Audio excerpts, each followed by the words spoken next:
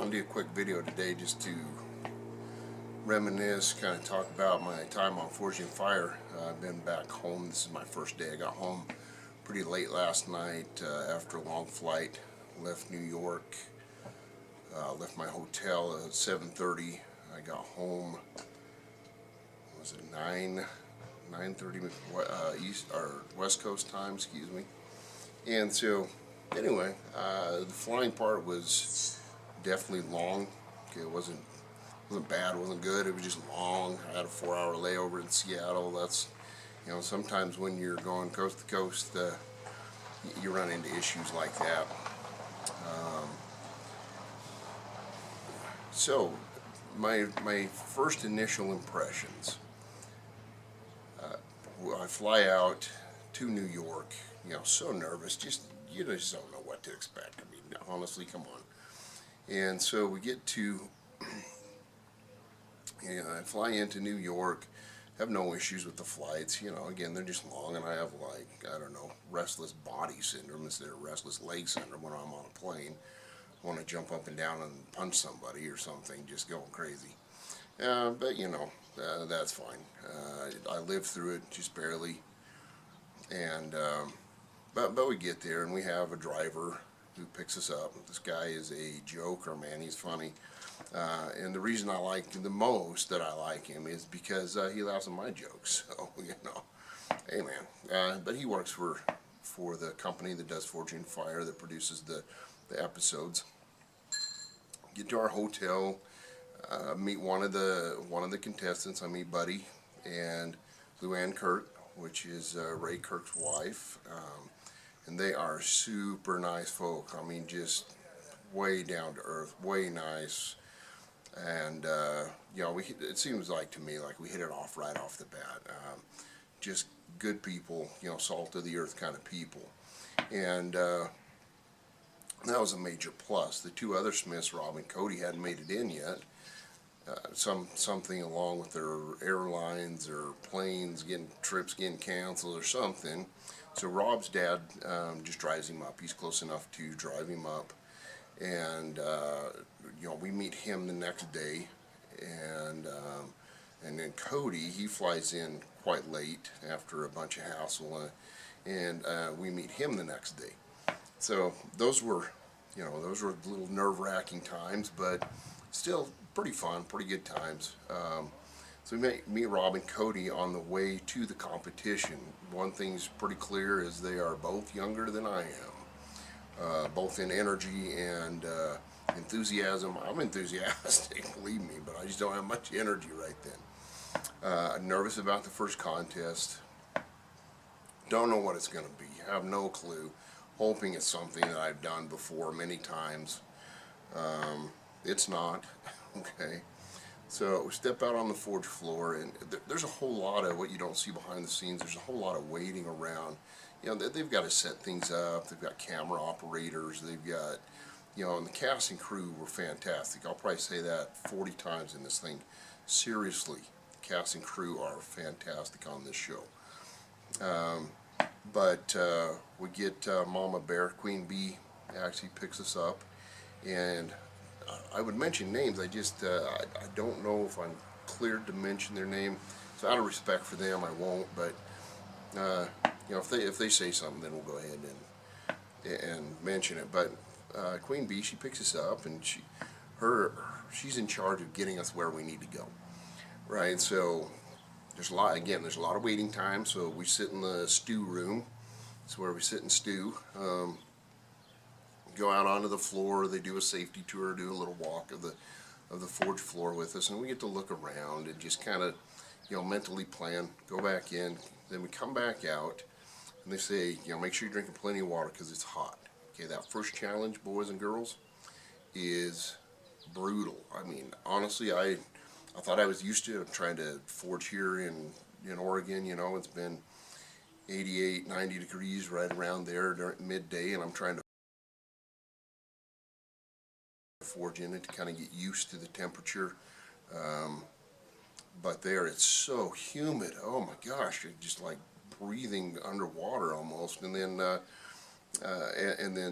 you know, they fire the forges up, and that adds to the heat. And then there's what you don't think about is there's all these big huge lights everywhere, because they have to have good lighting for the show, and those lights produce just oodles of heat too. So it gets 120 around there degrees on the fourth floor, and it's humid. So I'm just sweating. I mean, just freaking rolling off me. Keep drinking because I don't want to cramp up. One, I don't want to have to quit or be taken off the fourth floor. And I've noticed this season there have been a few of those guys who have done that, so I'm not going to lose that way. Well, if I can help it, I'm not going to lose that way. We get out there and we do the reveal, and it is make a knife out of steel wool. Okay? Obviously canister Damascus, and they have the canisters there ready for us and everything, but man, out of steel wool, what could go wrong? Anyway, so I get the can all white outed and get the steel wool stuffed in there, and I alternate layers. So I put one pad of steel wool in, add the powdered steel, tamp it down, tap it, make sure that it's all the voids are filled. You just don't want a void in the knife challenge or in the strength test, and throw that thing in the forge. And I step back against the fan. So if the steel's going to heat up, it can heat up in the forge while I'm near the back wall with that fan blowing. I don't know, if it's good TV or not, but it saved my life. First 2 hours, get in the press, things are going well. I have a hard time cutting that can off. Man, despite the whiteout in a few spots, it just stuck. So I'm not going to worry about it. I'm not going to take it off. I'll grind off as what comes off, what can, and start forging the knife out to shape. Get over to Big Blue. That thing's a dream. Probably couldn't have a power hammer here. It's just too loud. I live right in town, so I'll end up going with the press, I'm sure, just because of the noise level. Anyway, it turns out well. I get a little fold and in the steel, and I get the canister actually folding in it, so I get to pull all that out, which is fun. Forge that over, and then I flux it and forge weld it together. It sticks, it's nice. Anyway, I get the knife shape pretty close, go to the grinder, do all that stuff, get the heat treat done. 2 hours into it, though, I'm like, man, I'm going to make this, right? This heat is nothing. I got this. That's 2 hours into it. Then about the third hour becomes really, really difficult. Kind of getting sick to my stomach. The heat's heat and sweating. I have a couple cramps in my arm, that kind of thing. It's all good, but I just really feel sick. Like I don't even want to go to the forge, near the forge, and I still have heat treat to do. I still have to throw it in the forge and quench and do all that good stuff, and hopefully it doesn't warp and yada yada. Anyway, get it all heated up, stand in the back as much as I can, drink water, and stick the knife and quench. It looks good, but I notice it has a warp. And sometimes what happens is you get maybe more powdered steel on one side than the other, and the mixtures of different steels. I've seen this in Damascus, in high layer Damascus, not low layers so much, or in San Mai even, that kind of thing. It'll warp the blade, and so I've got to straighten it out. I put it in the vise. What I've had very good luck with here is if I get it out hot enough, I just put it in a vise with angle iron and let it cool, and that'll just straighten it. Well, it didn't in this case, so I had a warped blade that I had to straighten out. I left it fairly thick though, so I could grind some of that out. Anyway, made it through the first round, and my friend Buddy, he was out the first round, which was tragic because he's a good guy. I mean, it's always tragic, man, with any of them go out, because you're going into battle and not against the other Smiths somewhat, but at the same time, yeah, not really. It's just your own skill, a little bit of luck, that kind of thing. Anyway, and so it's just the three of us, Cody, Rob, and I, to put the handle on to do that challenge. Come out, and the twist is that we use all natural materials. Okay, fine. That's what I use mostly here at the Home Forge. I find a couple slabs of desert ironwood, which is, I can't think, anyway, desert ironwood was tough stuff. It's kind of brittle though, tears out a lot if you're not careful. I drill all the holes and everything, go to drill the last one, and the desert ironwood does tear out the hole. I guess I was putting a little too much pressure on the drill press. One thing that I wish they'd had there was maybe like a 2x2, so I could put that in the drill press and then put my workpiece on top of it, especially the wood, so that if it drills through, it doesn't like just pull all the grain out and that. Plus it'd make it easier to drill, to set up the drill press. Anyway, they didn't have that, which, you know, no big deal. We can get around that. It's not a big deal, but they punched down, so I have to drill a new set of one new handle slab, and so thank goodness they've got one other there, one other set. I was sweating bullets, so I'm gonna have to start over, get everything attached. I took my time to straighten it out as best I could, heated it up, put it in the vise, put a 3-pin, used 3 pins, and kind of, you know, maneuvered that around a little bit. That was a little bit tough on TV. Anyway, just having a good time. One thing you don't realize, you can't hear the judges. I couldn't hardly hear anything that they were saying. The forges are going, it's noisy, there are camera crews in between you and them, and you don't see that on TV. But, you know, I mean, we don't need to hear the judges. We just need to stay focused on what we're doing. And get the knife handle on, we're ready for testing, and my knife actually does perform pretty well. Gets through the wood chop. I made the knife, but made the edge a little bit too fine. It was sharp. I mean, I'd shave my arms easily,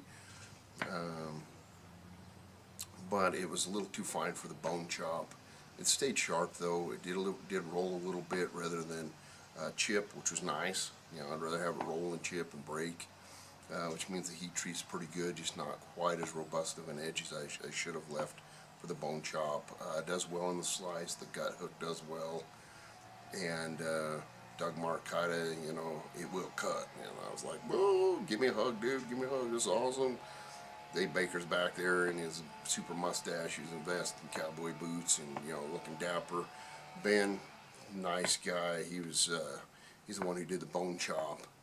And anyway, yeah, it turned out. So I moved on to the next round, which was awesome. So I got to come here to the home forge, met the 2 guys helping me, and they're studs. I mean, they made the experience very pleasant right here at the home forge. You know, you have 5 hours the first day, you forge 10-hour days the next days until you get it done. I did something really, really dumb though. I forge welded together. I wanted to do some Damascus kind of stuff. You know, you have big dreams when you first start out, and want to impress the judges, yada yada yada. And I don't know if I impressed them or depressed them, but anyway, got some wrought iron and some high carbon steel together. Wrought iron from a wagon wheel that, you know, close to the time period the tomahawks were still used more often. And you know, that was a mistake, because the wrought iron was so much softer than the high carbon steel that you know, even drilling it was impossible. And I punched it out, tore out the side, so I got to start over. If I were to do it again, I would have just started with the folded rasps and just concentrate from there, because of the time crunch, because it's something I know. I mean, I've done that before. I've used the plowshares and knives and swords, and know it's tough. And the plowshares, the bit that I forge welded in the middle, you know, so got to start over, but that didn't set me back much. I think I finished forging both of them in that next day. Okay, so I got everything forged up the second day, and it's pretty easy to wrap steel around a handle of some sort. Just use a quick jig and did that. So got the handle attached. I overbuilt these. Honestly, you know, I feel like, anyway, they're nice pieces and they were strong. Look at those tomahawk heads. Yeah, you know, I built them so that they could cut a railroad track in half, or cut my pickup in half lengthwise. Just, you know, that's how tough they are. So, got it done, boxed up, and headed out to the airport. Got done Thursday night about 8 o'clock, I think, once they're all packaged up and everything. Threw my stuff in the rig, and then I go straight to the hotel because I have to check in at 3 a.m. the next morning for my flight. Fly out to New York, you know, same thing, put us up in the same hotel, have drivers the whole time. Queen Bee picks us up, takes care of us, runs us to the shop. Testing was great. Meeting the judges. The one thing that the setup took just a little bit longer on this episode, I was told, than kind of a normal setup. And so what that meant is, you know, we didn't have time to shake hands and talk with the judges afterwards, which I'd love to pick their brain. I wanted to talk to Ben for sure, talk to him about some of his work, and then Dave Baker too, because Dave's just a cool guy. Wanted to hang out with Dave, and you know, and Doug as well. Wanted to talk to Will. You know, just hang out with all of them, maybe pick their brain for 4 or 5 minutes. And I know they get Smiths doing that all the time. They're kind of famous now. People are doing that all the time. And so they're tired. So I don't begrudge them that. You know, it just would have been nice. And so I follow him on Facebook. I do the Dutton Morning Coffee with Doug Marcaida on his Facebook feed. Follow Dave on his. Ben, I still need to find. I think, no, I found him. I follow him. Anyway, you know, just some really, really nice, down-to-earth guys. And we get it all done, get the testing done, and at the end of testing, I think, like, legitimately in my mind, I think, yeah, I think my partner's got it. I think my tomahawk, at least one tomahawk, like, as a pair, were a matching set. And they were just a little bit sharper than Cody's. At least one was. I think one of Cody's wasn't quite as sharp. And it'll be interesting to see what the judges say, you know, because you don't hear their deliberation until the episode airs. And so, you know, it'd be nice to see what they said.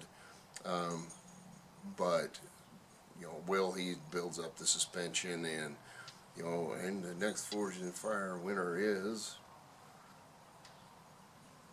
And I about, you know, like, dude, come on. So you're like, well, that wasn't dramatic enough, so I need to do it again. You know, the producers are speaking in their earphones, earbuds, you know, like, hey, come on now, let's amp it up a notch. And one of the things that was cool is Will Willis did say, you know, one of his lines is, you both are badass American bladesmiths and badass American smiths, or something like that. And, you know, that was awesome, man. That's a huge compliment. One, badass is pretty cool, you know, I always want to be that. And, but two, you know, throwing the American title on there too. I'm proud to be, you know, living in this country, and I'm proud of what, you know, our ancestors did to get us this far. And, you know, anyway, it's just cool. I mean, honestly, that was a huge compliment. So they do it again, and the, you know, next Forged in Fire champion is... And I'm thinking, okay, get your reconciliation speech close or at hand here, because honestly, they both performed, I mean, so very close. Mine were a little bit more traditional style, traditional looking. Cody's were a little bit more modern, but they're beautiful with the brass inlays and stuff, and the brass, you know, decorations on there. And honestly, you know, he did a great job. And it could go either way. And I would respect the judges either way, because they're right. You know, whoever they choose, I felt like at the time. But they said, and then Will turns to me and says, Mike. And I'm like, oh, it was such a relief. I mean, I wanted to win so badly. You know, just being there was an honor, honestly, like, over the top honor. And then, you know, getting second, I would have been very, very pleased with that too. But I did want to win. And when they said that, what they said on that we could hear anyway was that one of Cody's tomahawks was like an inch, or inch and an eighth, or inch and a quarter. I can't remember what they said exactly. long, and so they weren't quite a matching pair, and that was part of the parameters. And so, for anybody going to do the show later on, make sure that, attention to detail, the matching, the pair thing was tough, because once I blew one billet out, then I had to make, if I switch what I'm doing, then you have to do two more. And that was kind of a pain. But anyway, attention to detail, make sure you meet the parameters. And I think he was within parameters. Honestly, other than the matching thing, I don't know. It'd be interesting to see what the judges say. But anyway, just a great time all around. If you have any inclination of being on the show, or trying to compete, do it. Go for it. It's a great experience, whether anything comes out of it or not. This is my first view of New York coming into actually the city line itself. Here we are, the three of us or four of us together, three other forgers. Here's our trip to New York. Because while you're there, got to take a little trip. Now, buddy, he took pictures of everything. Let me tell you, I love Elf. Honestly, gotta love Elf. Here we are again, just kind of wandering around the city. Buddy again taking some pictures, which I loved about him. And we did get to Joe's Pizza.